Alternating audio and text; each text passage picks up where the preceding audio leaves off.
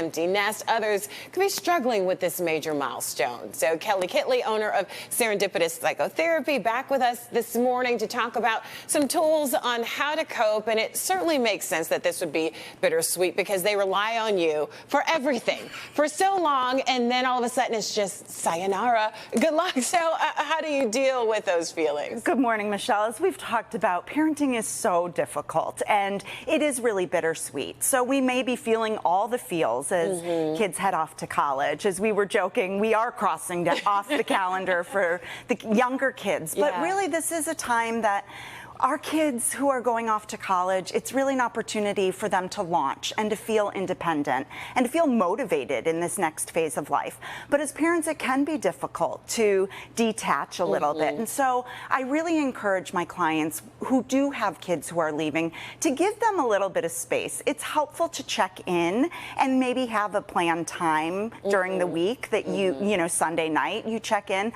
But in that transition phase, don't be texting them, asking them questions every hour. That really it's time to embrace this time as they launch into the world.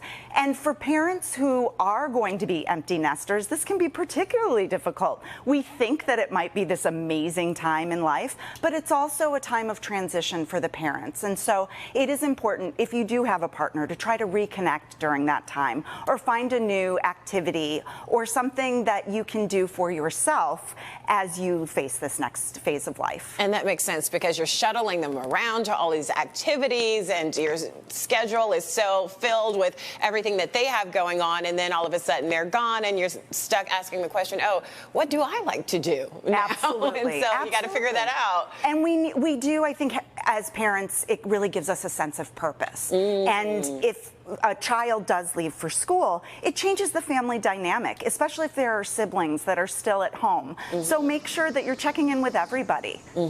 Now, what about the students when they leave and they start to feel homesick? What do you recommend? I think the scheduled talking time is a good idea. Do you think we need to be sending care packages on a regular basis, or just, I don't know, their favorite stuffed toy at 18 that might get them laughed at a little bit? But maybe don't take my advice. This is why I'm not the expert here. Don't send your college freshmen their favorite stuffy. But what do we need to do to help the students feel comfortable? So there are so many resources at school, and I think as parents we want to rescue our kids if they're struggling. That time is for them to look for resources on campus. Maybe they get involved in an activity. There's counseling services at school that there doesn't have to be anything detrimental going on, but more of a supportive component to college life. And certainly if you have a roommate or are making new friends, tap into that and really give your kid a sense of